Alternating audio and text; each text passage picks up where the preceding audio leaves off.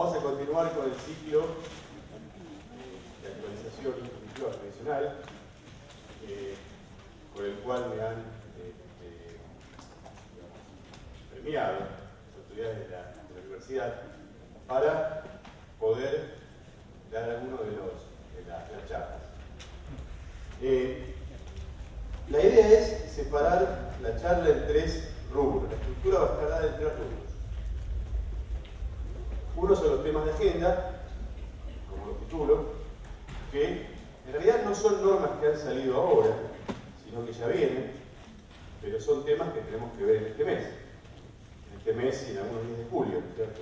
Entonces, si bien no son normas que han salido en estos días, tienen trascendencia porque rigen ahora, no nos afectan ahora por el contador. Perdón por la voz, pero estoy con un estado mental bastante complicado. El segundo punto de la estructura de la charla, me gustaría que después, en todo caso, si hay consultas, nos comuniquemos, yo voy a dejar un mail, es relacionado con las normas que salieron en este último mes y en los últimos días del mes pasado.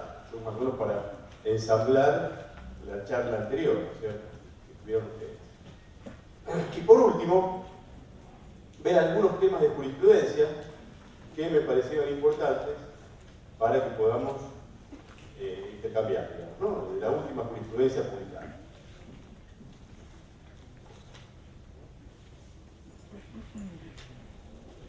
Previo a todo, y a manera de preámbulo, en muchas de las charlas que doy, esto no es para anotar ni para meternos en temas de impuestos, sino simplemente para compartir algunas cosas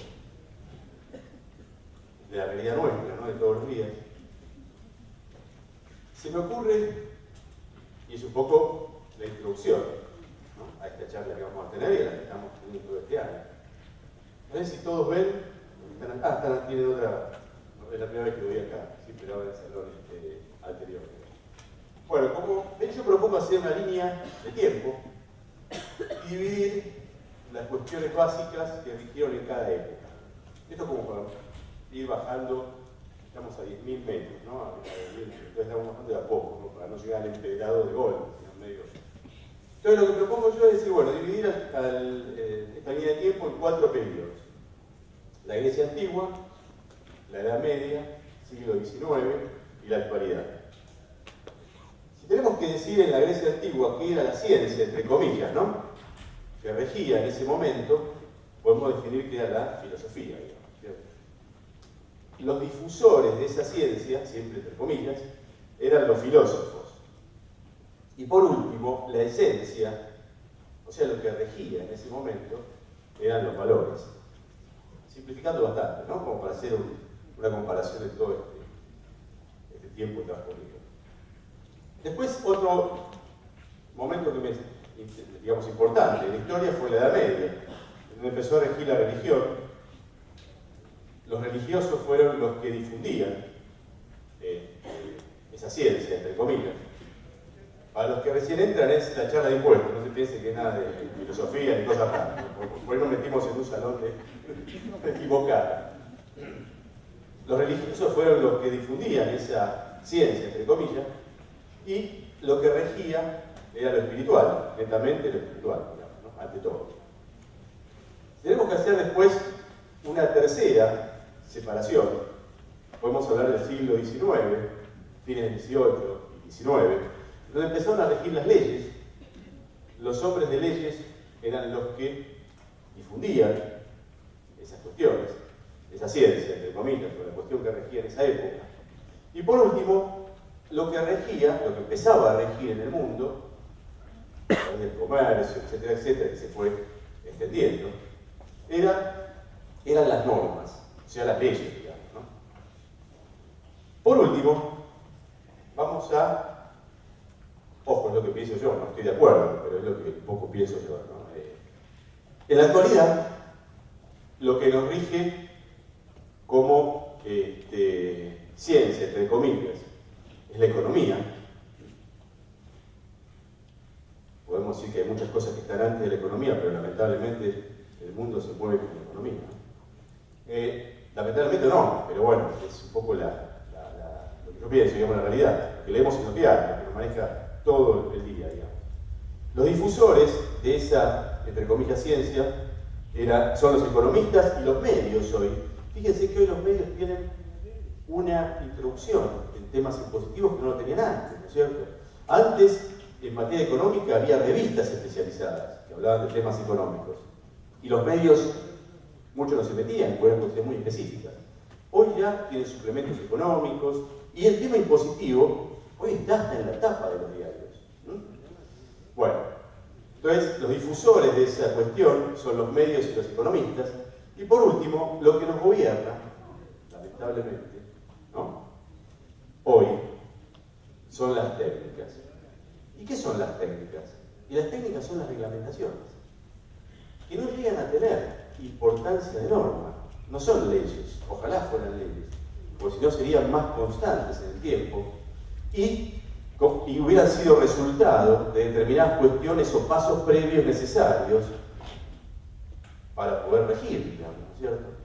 Lamentablemente hoy no. Hoy una resolución, y ojo, estamos camino en hacer una nueva columna, en donde ya nos rigen no solo las técnicas, por lo menos antes había una resolución en muchas cosas, sino que lo que nos rige es lo que nos aparece en la página web de determinadas cuestiones, de determinados lugares. O sea, un aviso en una página web o un resultado de una transacción de internet puede decirnos antes que una norma algo, y antes ni hablar, perdón, antes de una técnica o de una resolución algo, y ni hablar de una norma, y ni hablar de lo espiritual, y olvidémonos de los valores. Con esto quiero graficar lo que estamos viviendo hoy, ¿cierto? No sé si está bien o está mal, pero estamos todos presos de reglamentación, con la velocidad de los cambios que eso produce, ¿no es cierto? Y vuelvo a decir, hoy habría que poner una columna más, porque vamos a ver cuando charlemos muchos de los temas, que los resultados de determinadas regulaciones y de determinados trámites y cuestiones surgen como aviso en una página web. Y cuando queremos ir a la norma para ver qué respalda eso, digamos, o una resolución o algo, no encontramos nada. Entonces, es un riesgo, lógicamente, porque se pierden las reglas de juego, digamos, ¿no? Se pierden las reglas de juego y se pierden las explicaciones que podamos dar nosotros como profesionales ante los clientes. Porque muchas veces nos pueden llamar a decir, mira, tuve un problema en el puerto X, no, hoy ya, lamentablemente, muchas regulaciones, tengo problemas, no, se me cayó el CBDI, tengo costos más importantes a la hora de ingresar una mercadería. Y muchas veces nosotros estamos con el celular y no sabemos qué es lo que pasa. ¿Viste? Sí, los costos están aumentando, aumenta todo, pero no sabemos qué pasó ahí realmente, ¿no? No tenemos una respuesta en el momento, tenemos que ir a la norma. Y muchas veces encontramos que cumplimos con todos los requisitos del CBDI. Pero a pesar de eso, una regulación que no está escrita nos está marcando un resultado, un camino que a nosotros se nos hace difícil explicar. Bueno, quería hacer esta introducción porque en realidad va a tener mucho que ver con lo que veamos ahora y con el quehacer de nuestra profesión, el día a día, ¿cierto? Que muchas veces tenemos que resolver problemas y no tenemos escrito nada para resolverlos. Bueno.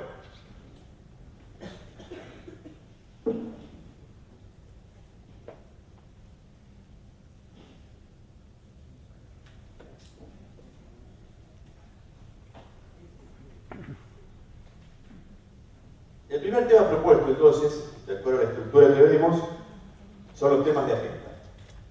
Estos temas, dijimos, son temas que están venciendo en estos meses. No son normas que salieron ahora, pero tenemos que tenerlas presentes, ¿no es cierto? Porque entonces no está de más hacer un pequeño repaso de determinadas cuestiones que tenemos que considerar en este mes y el mes que viene. El primer punto es que propongo el vencimiento ahora de la declaración jurada de ingresos brutos del convenio multilateral anual, ¿no es cierto? O conocido vulgarmente como CM05, ¿no? Que vence, ojo, vence el 29 de junio, no es el 30 como todos los años. Ya sé que el 30 es feriado, pero con el tema de la presentación por internet, ¿no? Nos podríamos confiar y presentarlo el 30. No es el 30, sino que es el 29. El primer aspecto a tener en cuenta es revisar el aplicativo que tenemos instalado del CIFERE, que seguramente es el vigente, que es el 3.release2, ¿no? Que permite, ya vamos a ver después, generar volante electrónico de pago y efectuar la presentación y las boletas de pago en forma directa, ¿no? Sin disquete. Y ya que estamos, conviene recordar que como están las cosas hoy, desde hace un par de años en realidad, la liquidación de convenio multilateral, que nos cuesta tanto, ¿no? Que es un tema bastante engorroso y bastante complejo, y que muchas veces nosotros no tenemos la capacidad administrativa como para estar atrás de una buena liquidación, digamos, ¿no? Pero sí hacer hincapié en que cuanto más pongamos esmero en esta liquidación, porque nuestra empresa o el estudio, no sé, depende de cada uno cómo lo desarrolle, mejor vamos a aprovechar las retenciones y percepciones que nos hacen en todas las jurisdicciones, ¿no es cierto? Porque si nosotros estamos liquidando mal convenio, ¿no?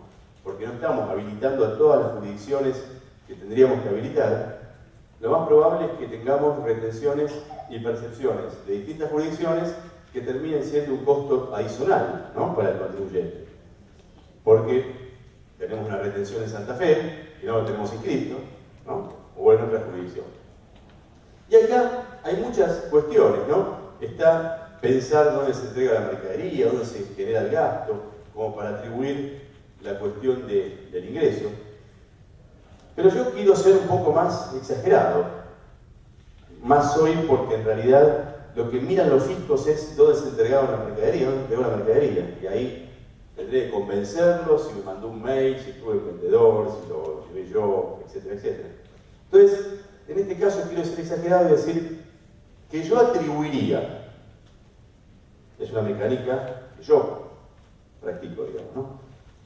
A una jurisdicción el ingreso local únicamente en la medida, que hace gráfico por ahí nos queda, únicamente en la medida que yo tengo un comercio, pasa el cliente, abre la puerta, entra, compra, me paga y se va. Esa es una liquidación pura de un contribuyente local, digamos, ¿cierto? Ahí de parte mía no hay el mínimo gasto, ni tampoco hubo una comunicación por mail, ni telefónica, ni vendedores, ni fletes, nada.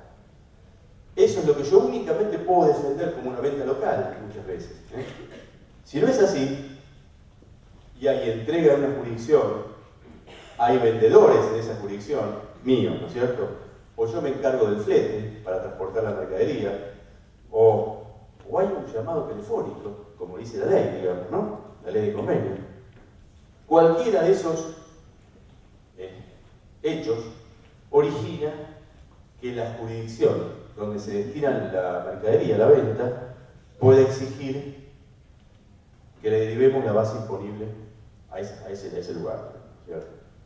Entonces, ya hoy no alcanza en ver los remitos y ver, ya hoy lo que definiríamos es, bueno, si veo que entregué ahí, a pesar de que el gasto, el transporte lo contrató el cliente, pero la comunicación fue telefónica, hubo vendedores, etcétera, etcétera, y bueno, yo lo asigno a esa jurisdicción.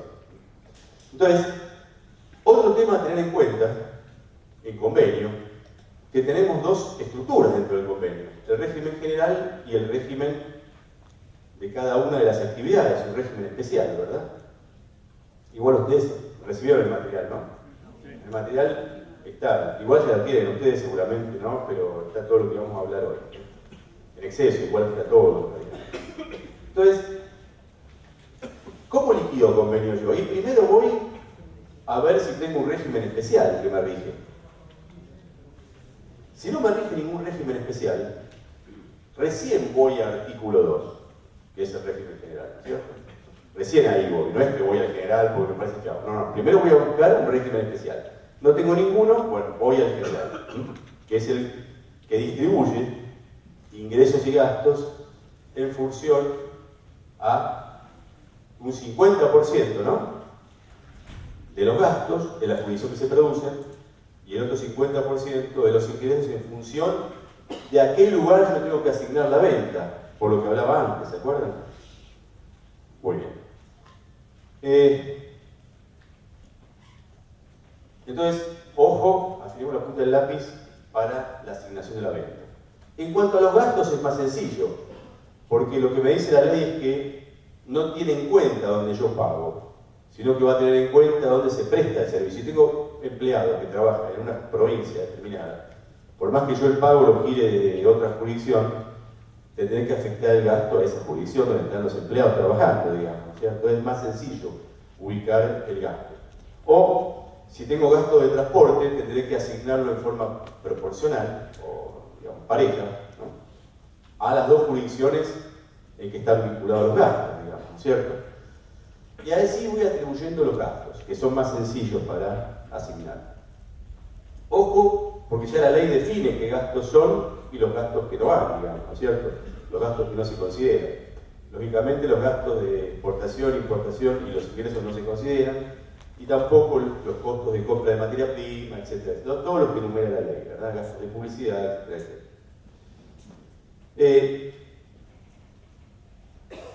Eso sí tengo que liquidar por artículo 2. Y si entro por convenio, como régimen especial, tendré que ver cuál me rige. Por ejemplo, puede ser que me rija el de un profesional, que en ese caso tendré que asignar un 20% a la jurisdicción donde está ubicado el local, ¿no?, en la oficina, y un 80% donde presta el servicio el profesional, ¿verdad? Esa es una asignación ya directa, no hay ahí un prorrateo de gastos e ingresos, es un régimen especial. O puede haber otro régimen, por ejemplo, el tema de la construcción, que se asigna un 10% donde está ubicado el establecimiento y un 90% donde está la obra, ¿no? Bueno, eso más o menos ya ustedes lo tienen previsto. Entonces, primer tema, definir bien qué en la actividad, cómo lo encuadro, cómo entra al régimen de convenio. Y segundo tema, tratar de asignar bien los ingresos, ¿no? Ya para ir redondeando este tema, hay algún tema importante con respecto a que si bien yo presento la declaración jurada ahora, antes del 29, desde abril ya tenía que haber aplicado los coeficientes nuevos que surgen de esta liquidación, ¿verdad? Y simplemente por una cuestión de tiempo, los primeros 3 meses no, vengo arrastrando el coeficiente del año pasado, ¿verdad? Porque no tenía forma de determinarlo. Igual tendré que después modificar e ingresar la diferencia, etcétera, etcétera. Un tema importante, muchos empiezan actividad, por ejemplo, en convenio, pero en noviembre del año pasado. En ese caso no tengo, tiene que haber pasado 90 días antes del cierre para que yo pueda asignar y determinar coeficientes de ingresos y gastos. Si no pasaron 90 días, todos los ingresos los seguiré imputando como inicio de actividad. El inicio de actividad se imputan el 100% a la jurisdicción donde va destinada la venta, ¿verdad? Yo le asigno el 100% a esa provincia. Bueno, el trámite es muy sencillo, se manda por internet, ¿no? Y en capital, para las sociedades regulares, hay que acompañar la presentación de un certificado contable, una certificación contable, en rentas, ¿no?, en AGIP, junto con una copia de la declaración jurada y la presentación realizada, para que nos sellen ese certificado. Habrá que averiguar después en cada delegación, cada consejo profesional y cada jurisdicción, si esto es requerido. ¿Por qué decimos esto? Porque en realidad en la resolución 2 del 2010 de la Comisión Arbitral habilita esa resolución a que cualquier jurisdicción pueda pedir la copia del certificado contable, del certificado del contador. Entonces, un tema importante también a tener en cuenta, ya para ir cerrando el punto este, es que hay una resolución, que es la 2 del 2010, que reordena dentro de la página de la Comisión Arbitral, que es www.ca.gov.ar. En esa página están todas las normas de la Comisión Arbitral, y la número 2 del 2010 reagrupó en ella todas las resoluciones que fueron saliendo, ¿no?, separadas por tema. Está todo ahí. está el tema de las percepciones de aduana, bueno, etcétera, etcétera. Bueno, este es el primer tema entonces que tenemos que tener en cuenta ahora en este tiempo. Sí. Sí. ¿Qué pasaría si yo tengo, por ejemplo, un profesor que vive en la provincia de Buenos Aires y la universidad está acá en Capital y brinda los servicios solamente en la universidad? ¿Entraría por convenio? Y sí, porque el domicilio de, entre comillas, su domicilio fiscal, digamos, o su administración está en la provincia, que vivía en la provincia, y en Capital estaría exento, porque el profesor universitario, ¿no?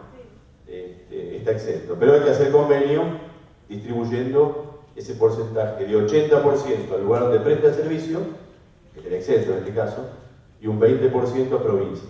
¿No es cierto? La otra opción ahí es tratar de buscar una forma de un domicilio, dar un domicilio en provincia, perdón, en capital. Si yo pudiera dar un domicilio en capital, lo cerraría todo como exento, digamos. Claro, bueno, es así por eso. Habría que buscar un domicilio de constitución de él, de inscripción, etcétera, etcétera, que sea de capital. Bueno, la resolución donde se establece la fecha de vencimiento, ustedes la tienen ahí, para la declaración jurada y convenio de este año, es la 6 del 2011, que es muy sencilla, bueno, muy breve, que establece el calendario de este año y cuándo es la fecha de vencimiento de la declaración jurada, que es el día 29. Después ustedes tienen la versión 2, release 3 del aplicativo, no sé si antes dije versión 3, ¿no? Es la versión 2, release 3, está acá igual, del aplicativo del convenio que está vigente. Y después hice un resumen, saqué un resumen, lo imprimí, digamos, ahí para ustedes, de las cuestiones básicas que vimos hasta ahora en cuanto a la liquidación, los artículos más importantes de esa resolución 2 del 2010, que habla de inicio de actividad, etcétera, etcétera, y las distintas formas de liquidación de cada uno de los regímenes especiales, para que tengamos un repaso, ¿no? Y nos ubiquemos de cómo liquidar. Ya que estamos con ingresos brutos, y dado el próximo vencimiento de la declaración jurada local de capital, ya lo puse, me anticipé un poco a la charla del mes que viene, que tengan ustedes la actualización del mes que viene, pero... Entonces, por lo menos para que agendemos, la declaración jurada local de contribuyentes de Ciudad de Buenos Aires vence el 21 de agosto. A partir del 21 de agosto va a depender los números de terminación de la inscripción, ¿verdad? Recuerden que este aplicativo es interactivo, ¿no? A partir de ya, no sé si el pasado o hace 2 años, se hace la página de AGIP y lo que se informa en esa declaración jurada es el año calendario. Acá no hay información del balance fiscal, digamos, ¿cierto? Del balance comercial, quiero decir. Ya que tocamos este tema, volvemos un rato al convenio simplemente para recordar que la declaración jurada de convenio tiene dos, la estructura está dividida en dos. La primera parte está la declaración de las bases imponibles, lo que yo liquidé y pagó el contribuyente en el año calendario, y las retenciones que tuvo, etcétera, etcétera, ¿no? Tuvo ingresos exentos, etcétera, etcétera. Y en la segunda parte se toma el balance comercial para la determinación del coeficiente, no el año calendario, ¿no es cierto? Haya terminado en el mes que haya terminado, puede ser diciembre, julio, agosto, el mes que terminó. Las personas físicas lógicamente toman diciembre, ¿no? Esa es la determinación de los coeficientes, el balance comercial. Sí, ¿quién es que no? Sí.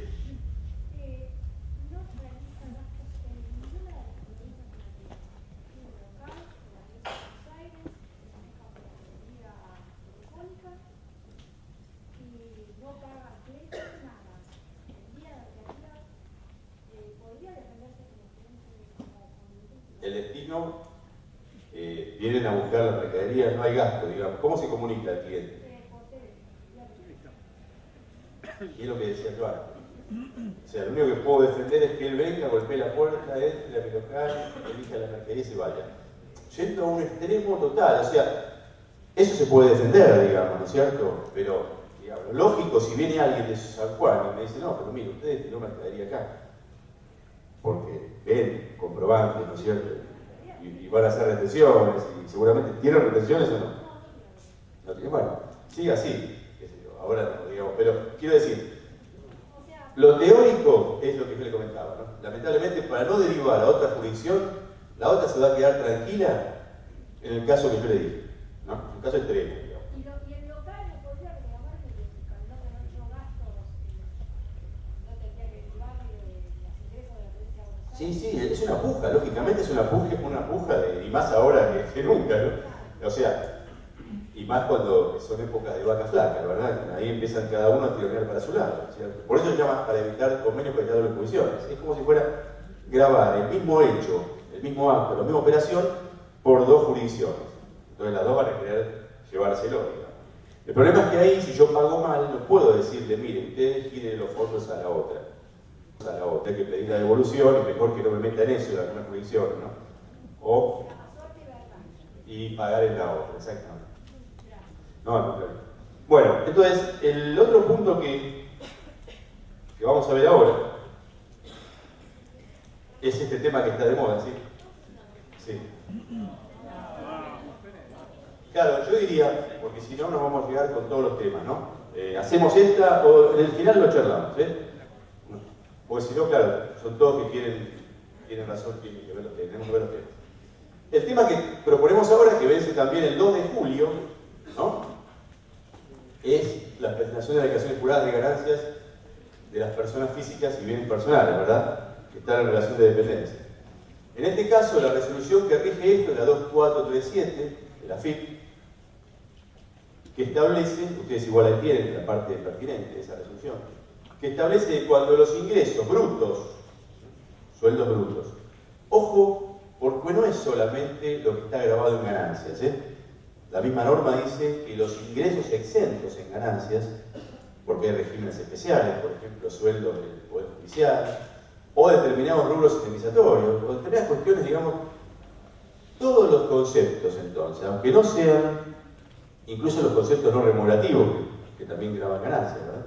Pero acá se van a tener en cuenta todos los conceptos, grabados en ganancias y los no grabados, Ojo con eso.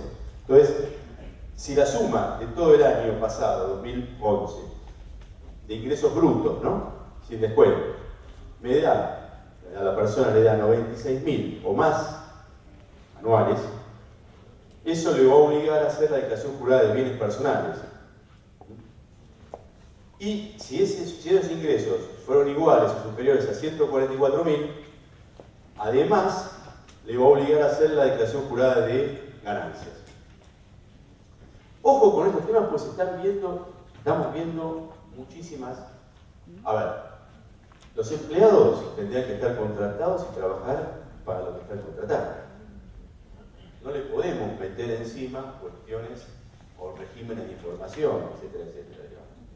A pesar que esta resolución 2437 diga que incluso por errores de los agentes de retención, los empleados que ellos son sujetos del impuesto, tendrían que ingresar el impuesto no retenido, digamos, una barbaridad.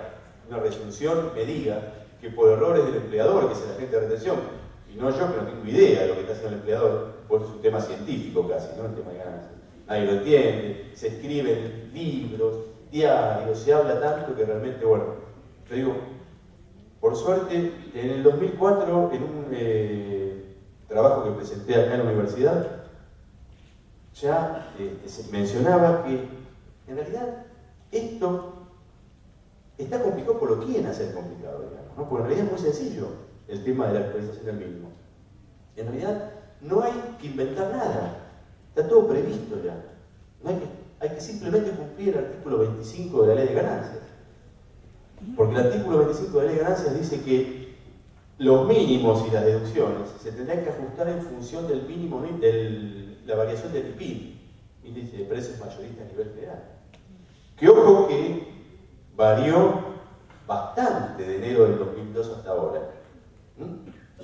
según el INDEC estoy hablando, ¿no? Entonces, si nos rigiéramos por eso, les puedo asegurar que ganancias lo seguirían pagando la misma cantidad de gente que lo venía pagando hace 10 años. O sea que acá no hay que inventar nada, ni hacer una canasta, ni atar a los salarios, ni hacer raíces cuadradas o qué sé yo. Simplemente lo único que hay que hacer es cumplir ese artículo 25 que está vigente. Ahora ustedes me dicen, si está vigente, ¿por qué no lo aplicamos? Y porque hay otra ley, que es la 24073, ¿no? Que suspende la actualización, la elaboración de índices de ajuste. Ahora, ojo porque son dos normas que están vigentes. Hubo una sentencia judicial hace ya un par de años en donde el juez aceptó un amparo de un empleado porque él quería respetar o que se le respete esa aplicación del artículo 25 de la ley 2628. Eso no está derogado. Entonces, acá no hay tanta vuelta, es muy sencillo el tema. Bueno, independientemente de eso, no sé cómo metí ahora en esto, pero ellos, los empleados, tendrían que saber, por eso hay una responsabilidad social de la empresa, de avisarles por lo menos, no hay ninguna obligación, pero por lo menos las empresas tendrían que avisar, mira, vos te pasaste si tenés que presentar bienes personales o bienes personales, ganancias. Pero hasta ahí, porque hay muchas empresas, y les puedo asegurar que ustedes lo habrán visto, bueno, uno en la digamos, por ayudar al empleado, en las oficinas de recursos humanos se ponen a hacer declaraciones juradas de impuestos. Y están poniendo cualquier cosa. Ponen un valor de inmueble y no saben si poner el valor de mercado. Y ya están habiendo casos de... Por eso es una liquidación impositiva, no es una estadística, ¿verdad? Entonces, ojo con ese tema. Es así, lamentablemente hay que contratar un contador. Digo, lamentablemente, bueno, para muchos empleados, no por nosotros. Quiero decir, una vez me dijeron, o digo, nosotros no estudiamos tantos años para estar con el tema de la retención de ganancias.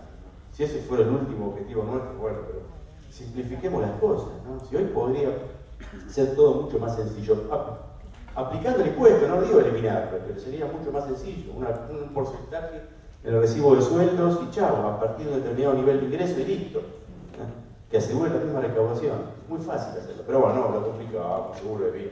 Nadie tiene idea de nada. Y al suegro que lo deduce el yerno, seguramente lo deducen todos los yernos y todos los hijos, y se multiplica esa deducción. Y nadie sabe, y nadie lo puede controlar eso. ¿Cierto? ¿Quién lo puede controlar? Además de estar jubilado, ¿no?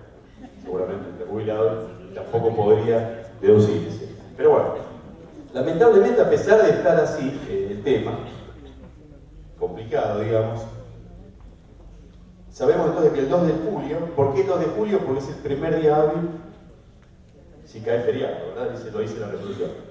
El 2 de julio vence entonces la declaración jurada de ganancias y bienes personales para los empleados. ¿Puedo hacer una pregunta? Sí.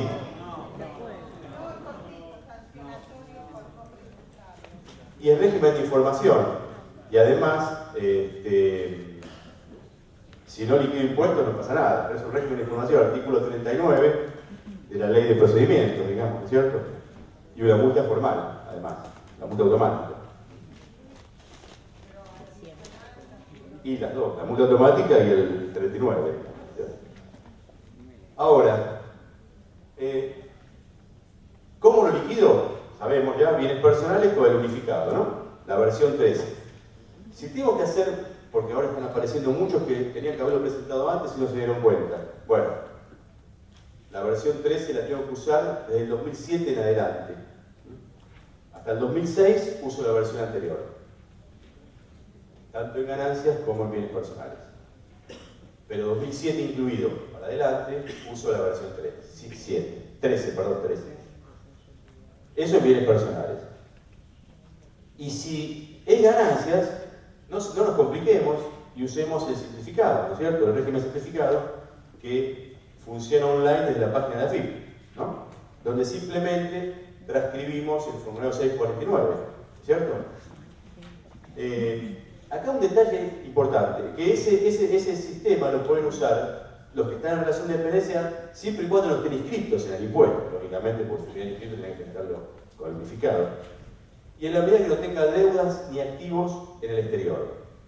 Y ahora se agregó que no lo pueden utilizar aquellos que son socios protectores de sociedades de garantía recíproca, ¿no es cierto?, que hacen aportes a ese tipo de sociedades para deducir en ganancias.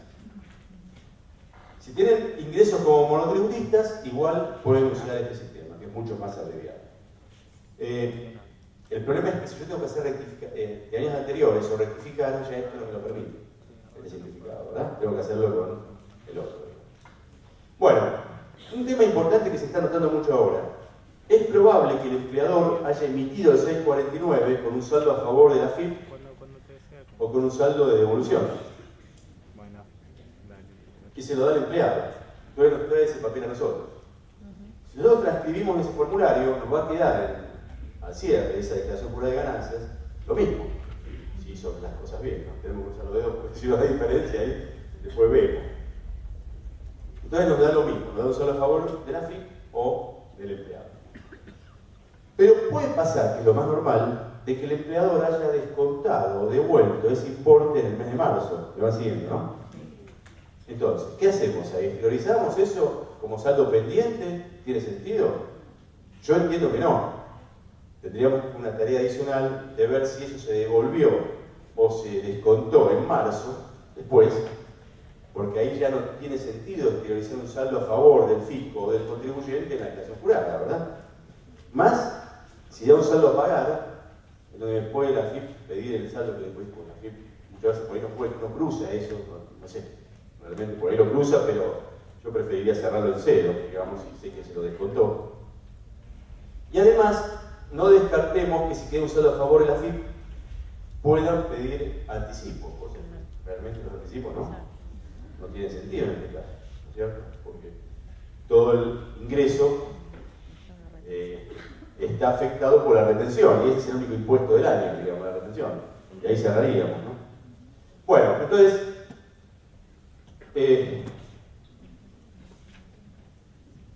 usar entonces, si podemos, el simplificado, que no tiene consumido ni tampoco detalle de bienes, y en bienes personales el unificado. Después, en todo caso, al final, vemos algunas consultas rápidas y si no por mail nos comunicamos, para no demorar llegar al final con todo.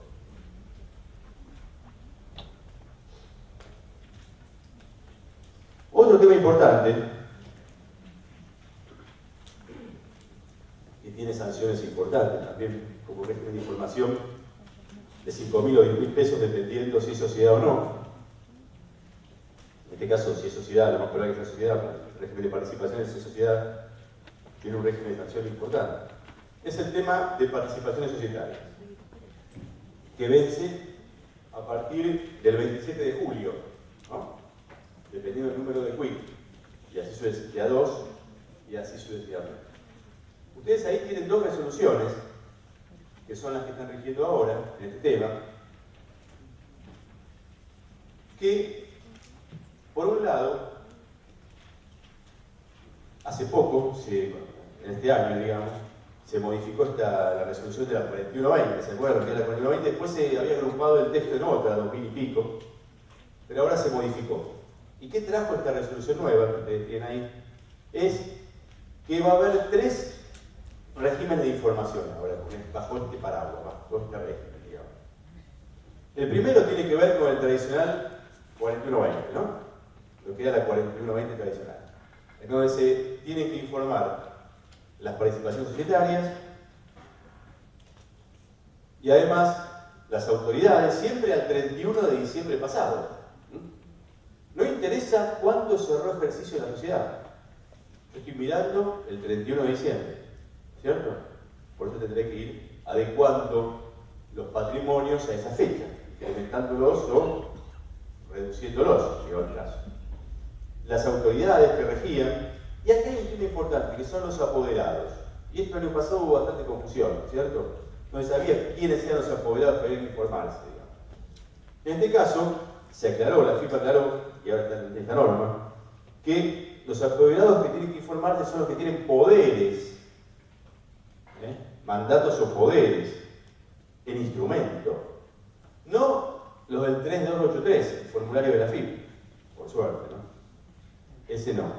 Sino un poder emitido, digamos, mediante la intervención de un escribano, digamos, por ejemplo, ¿no es cierto? Tampoco están los apoderados que trabajan en el tema del comercio exterior. Ahí ese poder de AFIP no rige para acá. Simplemente los poderes que tienen instrumentos así elaborados. Muchas veces hay gente que tiene un poder determinado para hacer trámites en AFIP, etc., que no son el formulario 3288. Esos no van en este régimen de información. Tienen que ser todos los que tuvieron mandato y vigencia durante el año, digamos. Y acá se menciona como todos los años, quiénes son los obligados. En este caso son todas las sociedades, incluso las sociedades de hecho, ojo, ¿no? Los fideicomisos no, ni tampoco las uniones transitorias expresas. Los fideicomisos no, porque tienen un régimen especial de información, ¿no es cierto? Las UTE tampoco. Tampoco sí, también las entidades exentas, ¿no? Salvo las que son entidades exentas que tienen vinculación con regímenes hospitalarios, digamos, ¿no? Esas son expresamente mencionadas como excluidas del régimen de información. Bueno, ahí en la norma está quiénes son. ¿Quién me estaba diciendo, verdad? Y es una sociedad de hecho, ¿verdad? No un consorcio estamos hablando, ¿no? No, condominio para inmuebles. Y es una sociedad de hecho, ¿no? ¿Cómo liquidamos ganancias?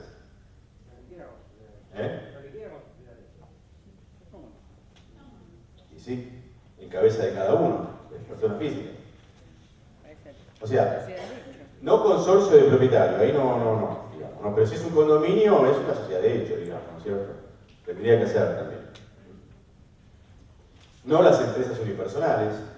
Bueno, en general, todos los contribuyentes, digamos, ¿no? que tengan organización de sociedad.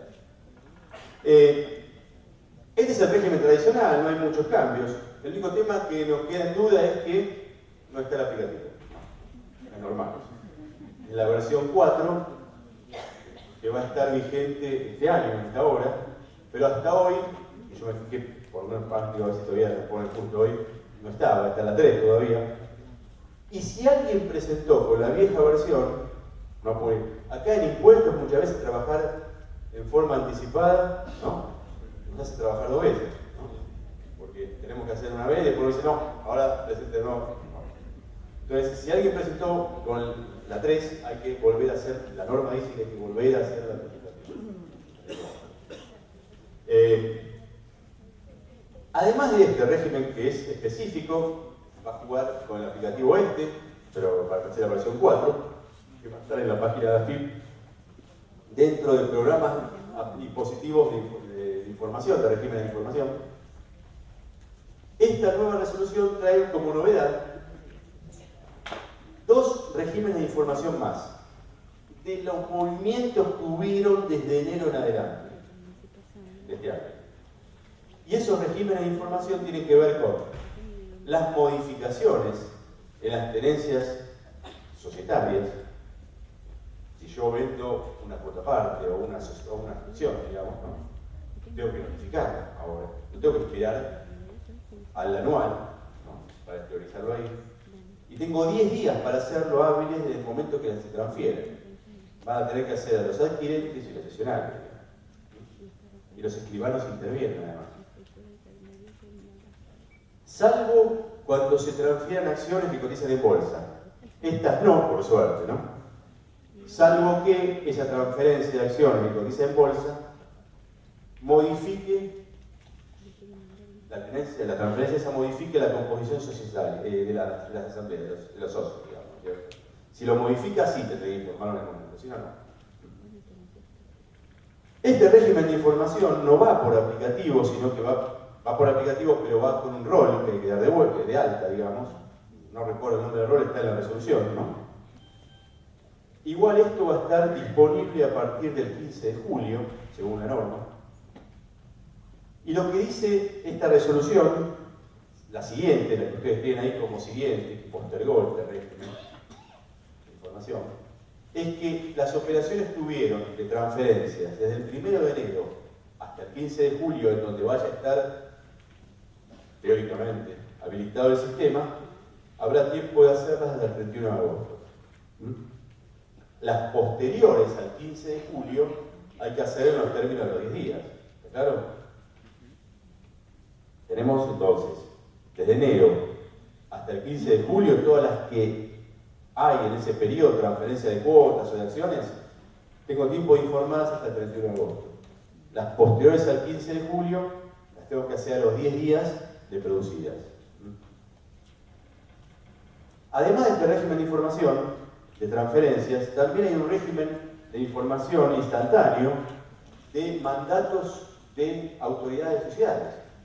O sea, cuando se modifican las autoridades de sociedades, también van a tener que ser informados, pero por otra relación que hay que dar de alta, que también está ahí en la resolución, ¿no? El nombre. Todavía no está igual, ¿no? Pero...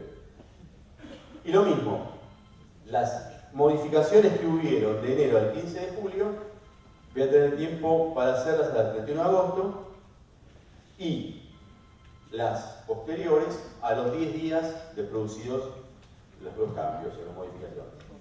¿Está claro?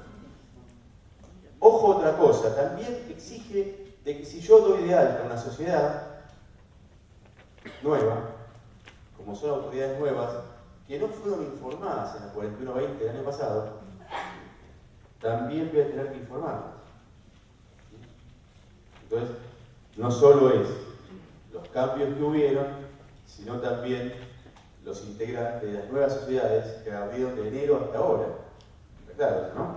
Porque fueron modificaciones en este año, que no están reflejadas en la 4120 del año pasado.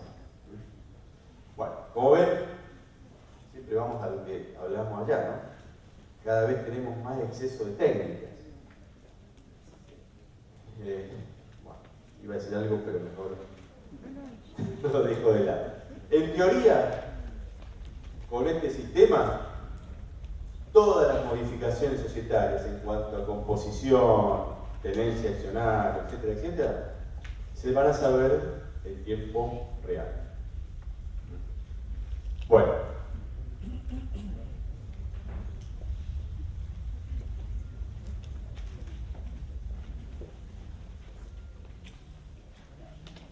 Algunas cuestiones previsionales. Si bien el tema de la información de los conceptos y el pago de conceptos no remunerativos no es nuevo, está esto está rigiendo, ¿no? desde abril. Gracias, no me acordaba. Si bien no es nuevo, hay muchos acuerdos que se están celebrando ahora, ¿no? Que están empezando a tener conceptos no remunerativos y que antes no lo tenían. Ustedes se acuerdan que hubo una consulta, que es la ley, ¿no? La página del ABC, ¿no? Es la última columna que estamos hablando ahora, es palabra santa, como decía mis abuelos, ¿no? Palabra santa, el ABC. En ese caso hay una consulta que dice que cuando los conceptos no remunerativos, no hay conceptos remunerativos, no hay que hacer ningún régimen de información, ¿verdad? Entonces, muchos no hemos trabajado con este tema, porque los convenios que estábamos liquidando de abril en adelante, en muchos casos no tenían conceptos no remunerativos. Otros sí ya lo venían practicando, ¿no?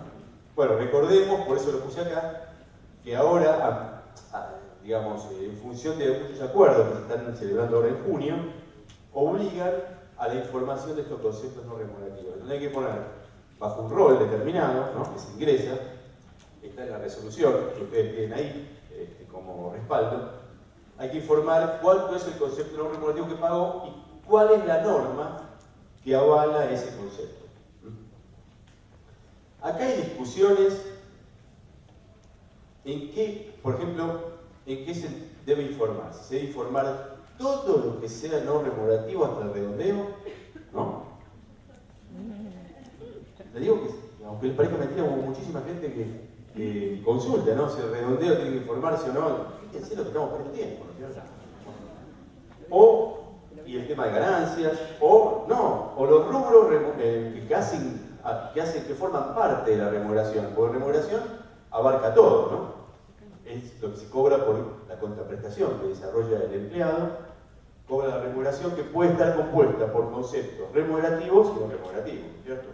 Entonces, mi opinión, pero no se basa en mucho, porque vieron acá es el ojo, ¿se acuerdan cuando estudiábamos? Decíamos, que hay varias formas de determinar, de analizar una norma, la vigencia de una norma, ¿no? Lo literal de la norma, de la ley,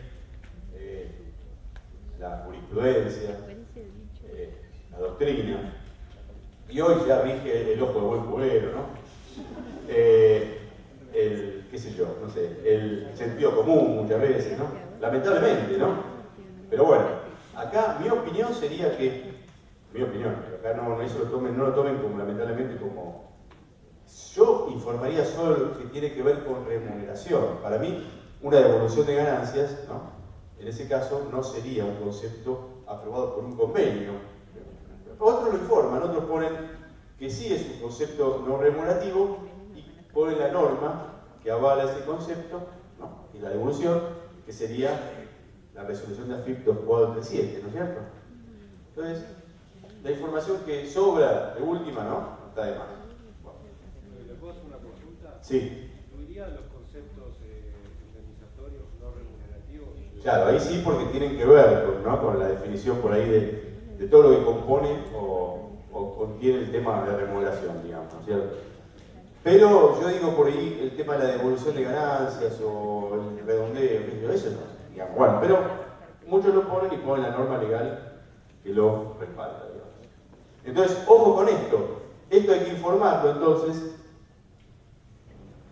antes de efectuar el pago, si hubo pagos ahora, en muchos gremios se pagó, no recuerdo algunos, pero hubo plazos para pagar el 15 de junio determinados rubros no regulativos. En ese caso había que informarlos en ese momento, antes del pago. Y si no, si es el devengado, antes del vencimiento del psicoso, ¿cierto? Entonces, prestemos atención con esto porque se está dando el tema, ¿no? Otro tema que vence ahora, el 30 de junio, también previsional, es el tema de la recategorización de autónomos, ¿no?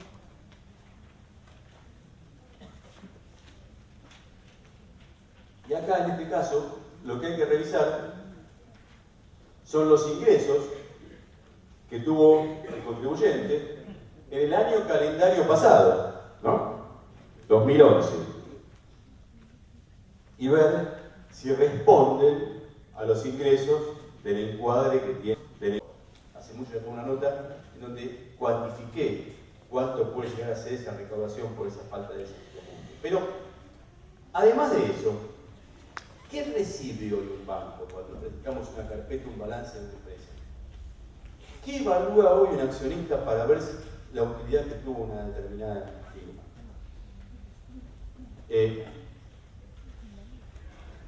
¿Qué voy a hacer yo si voy a invertir y quiero ver el balance de una empresa para la bolsa? ¿Los balances reflejan algo? Permítanme decir, a pesar de que estoy diciendo una barbaridad y lo estoy diciendo acá, digamos, ¿no? Desde el 1 de enero del 2001 hasta marzo del 2003 hubo ajuste por inflación contable. Hubo un decreto y hubo normas de distintos reglamentos, organismos, Comisión de Valores, Inspección de Justicia, etcétera, etcétera. En esa nota están todas las normas, en donde se tenía que hacer el ajuste por inflación de los balances. Porque yo no puedo comparar una venta de diciembre con una compra o con un gasto de enero, además de los bienes de uso y todo. ¿Qué resultado obtengo de un balance? Si es toda información heterogénea. La inflación del IPIN, no estoy hablando de otro índice, sino del IPIN, del INDEC, que hubo desde enero del 2002 hasta ahora superó casi el 500%. Y solo en los balances se volcó un 150%.